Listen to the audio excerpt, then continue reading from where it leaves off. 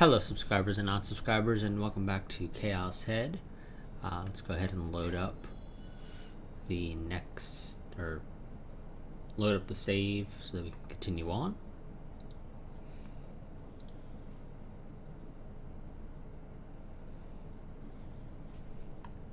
Okay, so we heard this last time because, of course, I didn't cut it off where you got dialogue.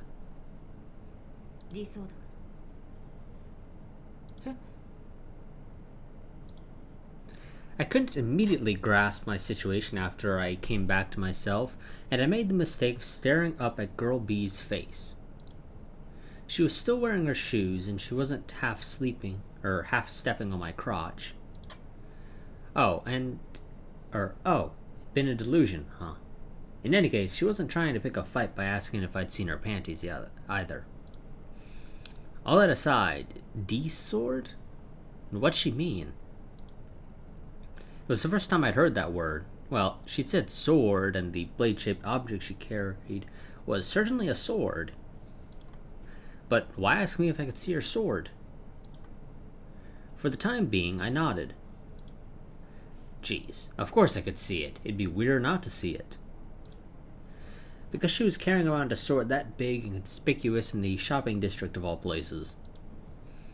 I'd be able to accept it if this were Akiba, but in Shibuya? No way.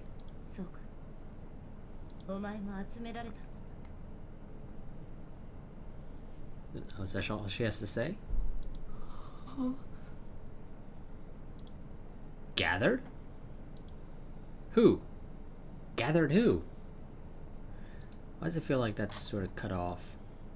No? Actually, yes.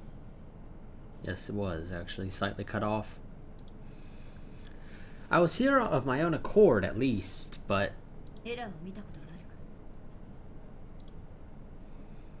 You speak in Japanese? What?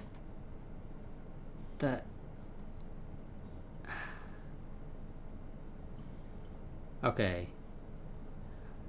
You speak in Japanese, I wanted to say, but typically enough, I lacked the courage. After all, if I said something careless, she'd stab me. Really though, she hadn't been making any sense whatsoever for a while now, and... Damn it, Kim, you gotta quit doing that. It's kind of annoying how everything sometimes seems just completely off-center, and so you can't see all the dialogue. Or all the text.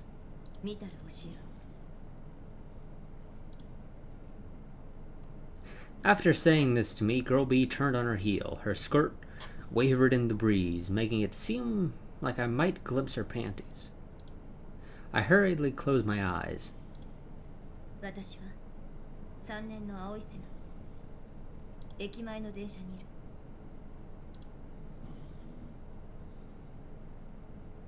My eyes went wide. Soon afterward, the girl who had called herself Senna had vanished. I was so dazed it prevented me from realizing not a single thing she'd said was comprehensible until after I returned to my base.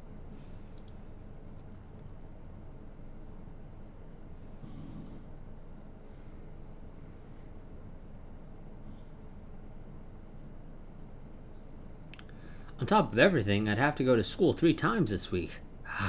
What a bother.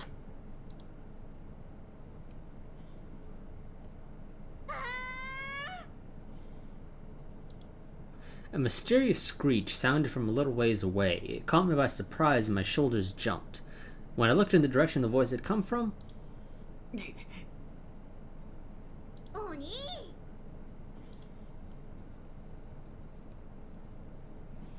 Nanami came galloping toward me with astounding momentum.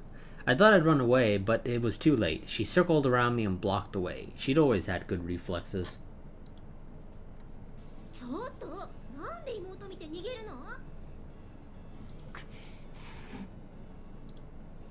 Because he made me depressed, obviously.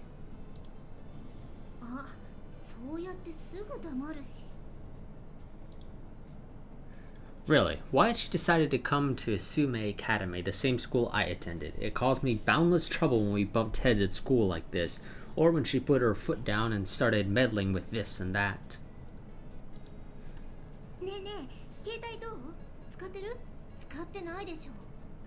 Of course he doesn't use it. Realistically speaking, you are... Well, you and probably his parents as well are the only people who know the damn number.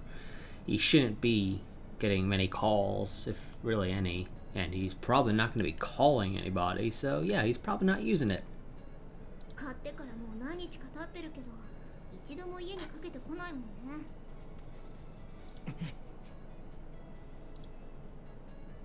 I started walking faster in hopes of shaking Nanami off, but she stubbornly stuck with me. 家に生存報告の電話ぐらいしないよ。そのために買ったんだから。Well, you can assume he's probably alive until you hear something on the news or otherwise. どうしても嫌なら、その7の携帯にかけるだけでもいいからさ。I think that might be less likely to occur than him just calling home. お母さん、心配してるんだからね。そもそもちゃんとご飯食べてんの？どうせコンビニ弁当ばっかなんでしょ？やっぱお兄に一人暮らしは無理なんだよ。家に帰ってきなよ。ナナがどんな気持ちでお兄の様子見に行ってるか分かってる？ You see that he's living in a shipping container on the roof of an apartment complex, and you wonder how the hell they got it up there. いつも心配でしょうがないんだからね。So obnoxious. What the hell is her problem? Are you my mom or something? I don't talk about that kind of thing on the wayside. It's humiliating. She made me gloomy even at the best of times, and now my mood was steadily plummeting in the worst possible direction.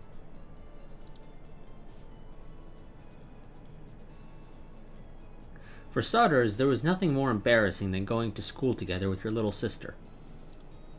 It happened a lot in Narrowgate, but there had been times when I'd longed to be in such a situation, but Nanami couldn't hold a candle to 2D little sisters. I think that's supposed to say, give me a cuter sister. In fact, let's pull this up real quick and see if there's supposed to be something else. No, there doesn't appear to have been. Nanami and I both somewhat crossed, walked up to school side by side. I studied her to see if I had a chance of escaping before we reached the school gates. Although she'd been talking fast and furious when she came up to me, Nanami had fallen silent and was walking along with an absent-minded look on her face. Her eyes seemed to be drifting around, but maybe it was only my imagination. Her feet were unsteady. She seemed strange, I thought suspiciously. She went on swaying toward the road, right as a car came speeding along. Frantic, I grabbed Nanami's arm and pulled her back. The car zoomed by, honking its horn. She narrowly missed being hit.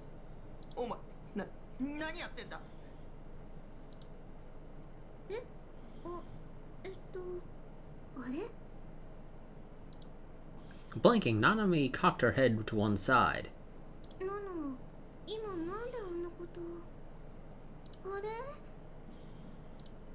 This girl.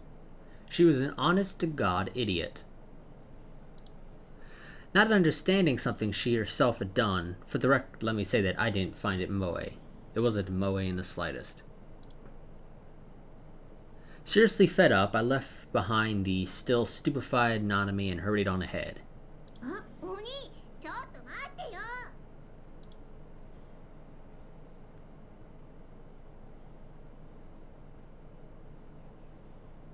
I ignored Nanami until we got to school, then went down the still boisterous hallway to the classroom. When walking down a hall, stick to one side or the other. Go neither too quickly nor too slowly. Lower your eyes and walk without meeting anyone's gaze. Those are the 3 items I paid careful attention to. Don't stand out at school. Be the same as they are. That was how I got around safely. Yet today, the same person appeared again and interfered with my attempts to blend in. Catching up with me from behind, Misumi gave me his usual friendly pat on the shoulder.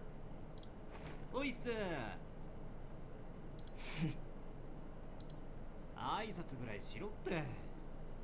ま、お前がそういうやつだってのは分かってるけどよ。なあ、この前 D 組の女子の話したよな。めったに学校来ねえけどすげえ可愛い女子がいるって。その子岸本綾瀬って名前なんだけどよ、実はその岸本に関してすげえ発見したんだ。 Misumi suddenly lowered his voice and checked out our surroundings. It was probably something vulgar again. Wearying of him, I almost let out a sigh. フェスいる。フェス。 We went to one of their concerts, yes, I'd imagine we know them. But his words made me catch my breath. その岸本ってのがフェスなんだよ。俺マジビビったぜ。まさかフェスがうちの学校の生徒だなんてよ。しかも俺らとダメだってことだぜ。 For some reason, Misumi stuck the upper half of his body out a nearby window and gazed rapturously up at the sky. 運命ってきっとこういうことを言うんだな。 We were on the third floor. If he slipped even a tiny bit, he'd fall down, break his neck, and lose his life. I was on pins and needles as I watched him. Misumi gradually leaned out further, looking down at the entranceway below the window. 噂をすればなんとやらだタク。岸本を発見した。もうすぐここに来るぜ。え？ With so many coincidences piling up, maybe he had been correct in saying it was fated. Not that I had any interest. よし、待ち構えてやる。見てろタク。俺のナンパ術ってのも見せてやるよ。 Just watch, he's probably going to walk right by you and ignore you. He was overflowing with self-confidence as he spoke. Oh boy, it must be nice to have a face like his. Pickup lines and the like existed in a completely different world from me. I didn't want to try using them either.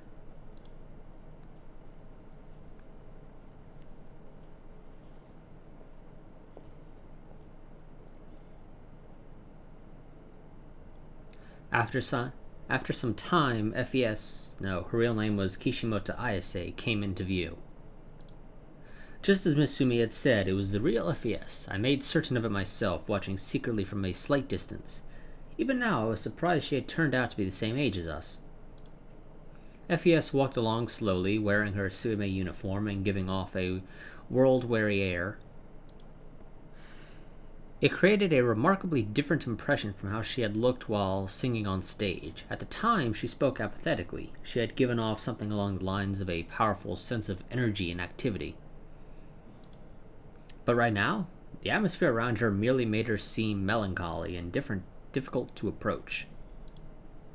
Pretending not to notice it, Misumi walked casually up to FES with the same friendly intimacy he always showed me. Yo, Kishimoto-san.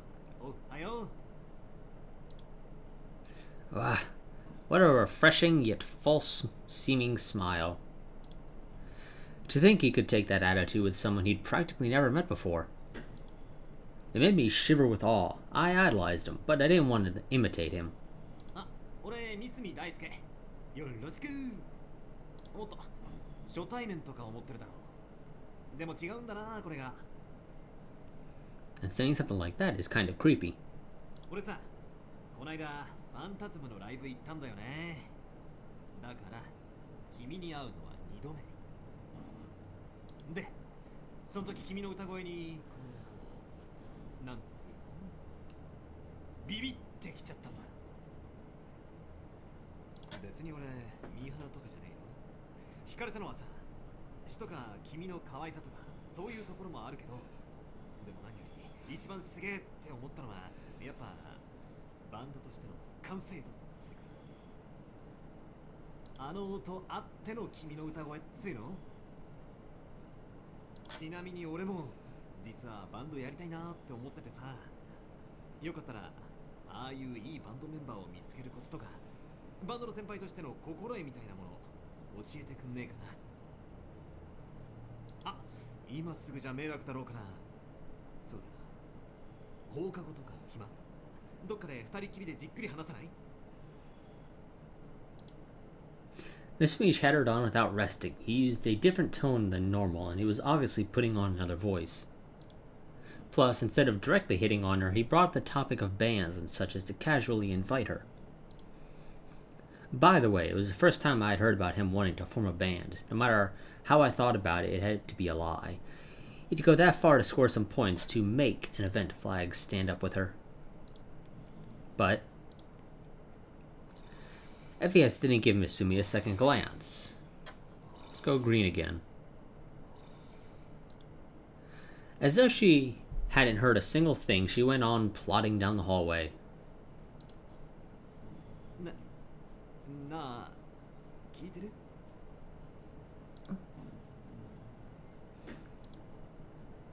FES came to a halt. Her faintly lowered gaze slowly rose. She looked at me. Eh? Me? Come to think of it, I thought she was staring at me during the concert, too. To begin with, 3D girls had been staring at me pretty damn often over these past 2 weeks. What was going on? Had I blossomed into popularity? 私好きな人がいるの。え？マジ？何？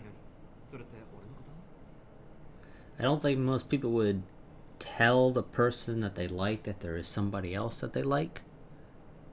So, probably not you. そこの人。そこ？ Over there? Over where? FES wasn't pointing anywhere, she simply looked at me. She was looking only at me. Maybe I was the guy she liked? この前ライブに来てたわね。 FES began walking toward me, still not averting her gaze. The people around us started making a stir. Apparently, everyone had their ears pricked to hear this utterly unthinkable confession from Shibuya's charismatic diva, FES. いや、俺もライブに行って。一目で悟ったわ。 FES wasn't listening to Misumi. She seized my tie in one hand and pulled me toward her, close enough for me to have an acute sense of how she was breathing. This wasn't the kind of distance you'd find between new friends, nor would it work too well for family.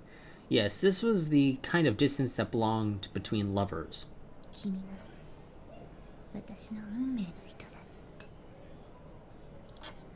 FES stroked my cheek with the tips of her fingers. She didn't show a hint of a smile.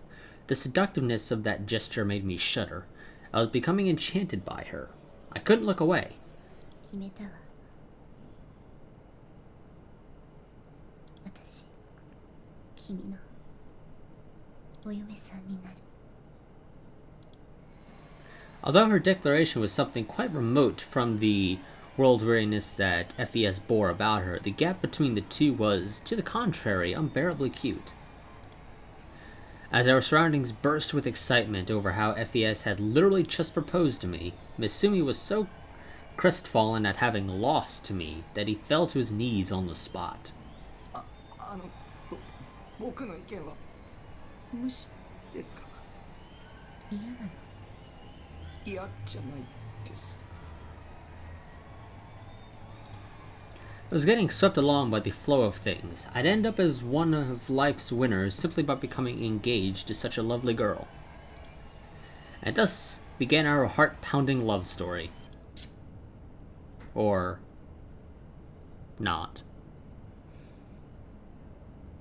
Yeah. Okay, well, I'm actually going to probably cut it here, though I will also first confirm whether or not that is indeed, or to how long the episode is. It's probably close to 20 minutes, so I think this is a good cutting off point. But if for some reason it's like 15 minutes, I might go and do a little bit more. We'll see. But if this is indeed where I will be ending it, as always, like, favorite, comment, subscribe, share, and I will see you guys next time. But until then, goodbye and farewell.